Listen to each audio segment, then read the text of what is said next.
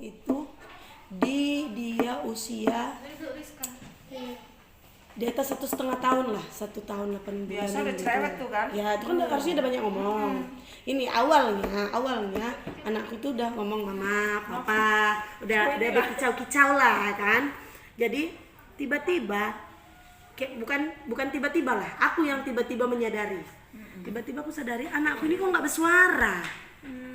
Sepatah kata pun nggak ada keluar dari mulutnya. Tapi dia mau nangis. Nangis ya, orang yang udah bersuara tiba-tiba nggak bersuara, artinya nggak bersuara tuh nggak pernah lagi manggil mama, nggak pernah lagi manggil papa. Kalau mau sesuatu nggak minta maksudnya bukan berarti nggak minta ya, minta tapi tidak dengan kata-kata. Contoh dia mau susu, tariknya tanganku, nanti ditunjukkan dia ke susu, bukan bilang ma mau susu, enggak. Padahal awalnya anakku tuh udah bisa ngomong mama, papa. Paling enggak kalau dia minta sesuatu tuh kan, kalau anak nih ya, paling enggak dia panggil mamanya atau dia panggil papanya. Enggak, sama sekali enggak ada. Jadi aku udah curiga, anakku kenapa? Umur berapa? 1 tahun? 1 tahun 8 bulan. 8 bulan. Kenapa lah anakku ini kok nggak ngomong? Semua orang bilang kan, aku tanya, biasalah kalau kita tanya kan orang tua itu bukan dukun ya, maksudnya orang tua kita sendiri, orang yang lebih tua gitu. Alah nggak apa-apanya itu, nanti anak mau ngomong itu gini nggak apa-apa, itu nggak apa-apa. Sampai suami sendiri pun bilang nggak apa-apa. Dah itu lambat itu ngomong, nanti ngomong. Nah pergi asalnya, kok belum ngomong? Apa gerus ini apa namanya? Lidahnya pakai itu. Cincin lah, apalah segala macam lah. Nah, semua lah. Dipukul apa belut lah, kasih lidah sapi kan, macam-macam tuh mitosnya tuh ya. Itu semua udah aku buat loh. Sampai umur 2 tahun. Umur 2 tahun. Tapi aku sadar, enggak, ini salah. Anak 2 tahun harus sudah bisa harus dia sudah menguasai minimal 200 sampai 500 kata. Satu kata pun nggak ada. Apa yang mau dikuasainya? Aku gila sendiri, begaduh sama laki. Begaduh sama laki itu apa? Karena laki ngotot, oh nggak apa-apa itu pasti bisa gitu. Awak enggak, ini ada pasti salah, nggak bisa kayak gini terus gitu kan. Sampailah akhirnya aku sadari, sebenarnya nyadarinya itu apa, googling kenapa anak telat bicara gini kan. Terus aku jumpa satu kuesioner yang dia dikeluarkan oleh seorang psikolog. Jadi kuesioner itu ada 10 pertanyaan. Dia bilang kalau dari 10 pertanyaan ini jawabannya tidak sesuai gitu kan, artinya Anda perlu pergi ke cari orang yang maksudnya yang mengerti akan hal ini. Pergilah ke dokter anak. Dokter anak jumpa cuma dapat apa?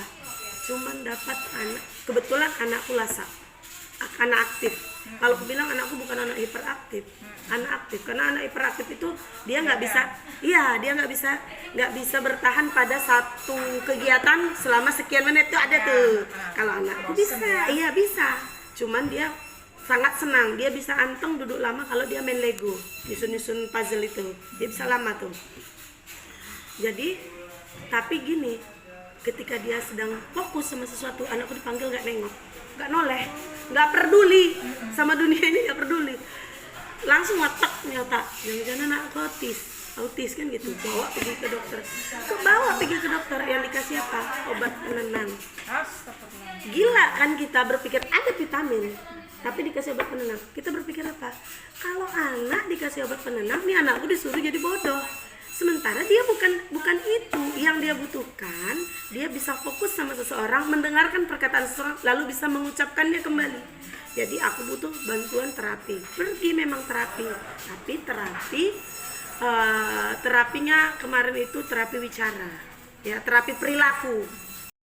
Harus mengkonsumsi sesuatu yang baik kan gitu kan. Apa ya, produk kan lah aku kasih kasih fish oil, ya, spirulina dengan aegis itu pasti, fish oil dengan seniji kan dulu belum ada. Jadi kalau pas ada yang dari Malaysia bawa seniji, pas ada yang bawa kington gitu. Nah itu sampai akhirnya anakku terapi itu hanya 1 tahun. Begitu 1 tahun terapi wicara tadi, terapisnya bilang, Bu, dia udah bisa ngomong. Memang dia sudah panggil mama, sudah panggil papa, dia nggak boleh terapi lagi. Itu terapi, dari situ aku sadar itu terapis yang baik, karena dia bilang gini, kalau dia sama saya, terapisnya ngomong sama saya, nanti dia nggak kenal ibu loh. Harus ibu yang ngajari dia ngomong, karena dia sudah fokus, sudah bisa ngenalin ibu, sudah dengerin kata-kata ibu, dan sudah tahu bilang mama, papa, udah tahu, udah mulai fokus. Jadi harus ibu yang ngasih dia ngomong.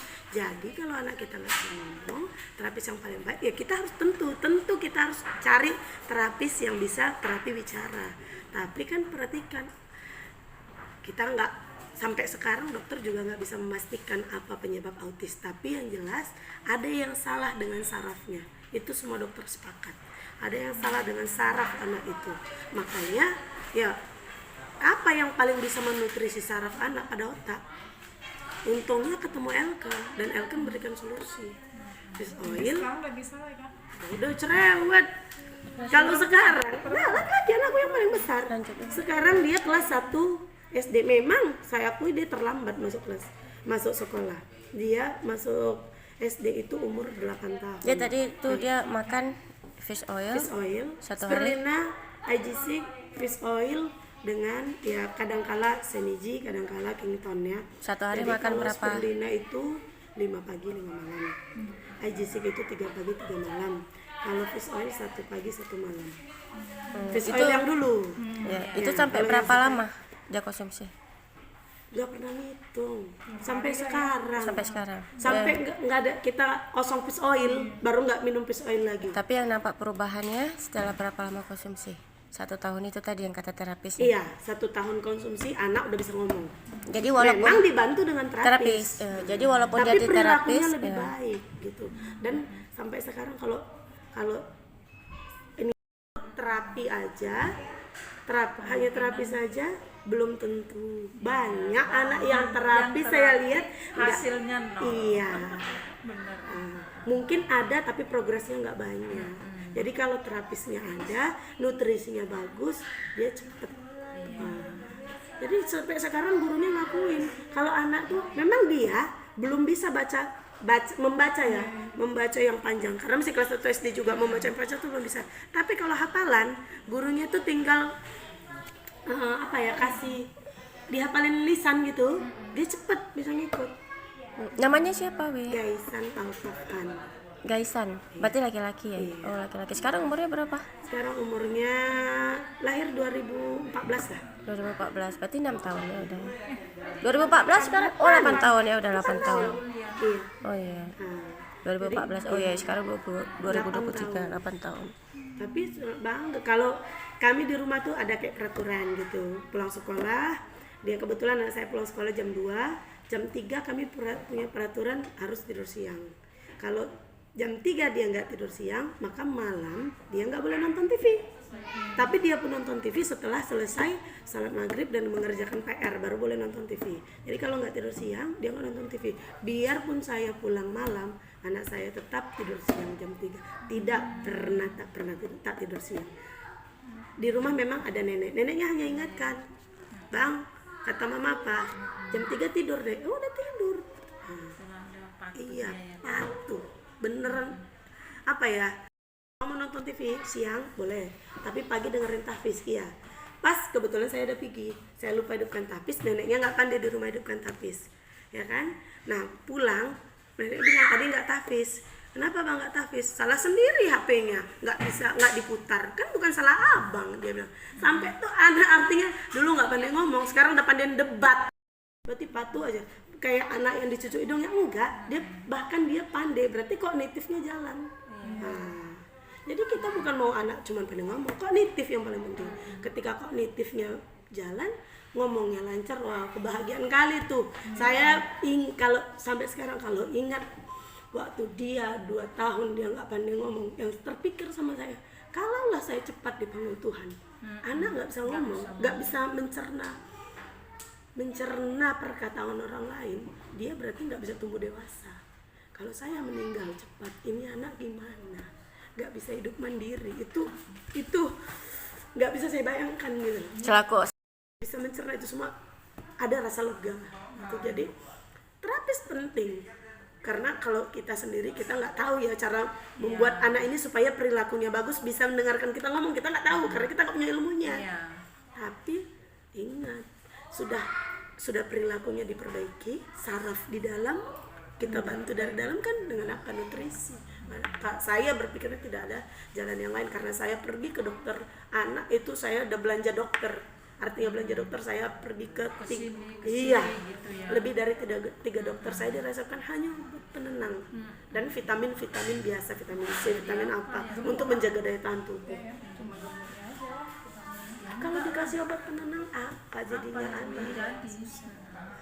Itu aja yang saya pikirkan. Saya bukan menjudge siapa-siapa, tapi itu pengalaman lah yang saya dapatkan. Anak saya dikatakan autis padahal hanya speech delay. Keterlambatan berbicara. Iya. Tapi speech delay itu mempengaruhi yang lain. Kalau dia nggak bisa ngomong, nggak bisa berbahasa, tentu dia tidak bisa memahami lingkungan sekitarnya, itu udah pasti. Ketika dia bisa berbicara, pasti dia bisa memahami lingkungan sekitarnya. Itulah. Jadi udah nggak ada masalah lagi lah dengan kesehatan dia ya. Dengan pembicaraan sudah tidak ada masalah. Itu anak yang pertama ya. Wi. Sekarang Ada sedikit masalahnya itu apa ya? Mungkin dia sedikit celat, tapi artinya bukan nggak bisa ngomong. Dan bukan salah omongannya. Tadi kan memang nggak bisa ngomong. Iya. Contoh kalau dia bilang, kalau cepet-cepet nih dia bilang katanya, nanti dia jadi katana. Tapi bang katanya, oh iya mah katanya. Bilang sipan gitu dia bilang. Kayak orang nih ya suka bilang bang simpan. Nah, kita ingatkan dia pun bisa kok ngomongnya.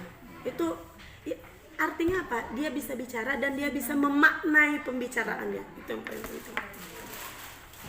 makasih Dewi. Salam ya buat anaknya ya, sehat-sehat terus.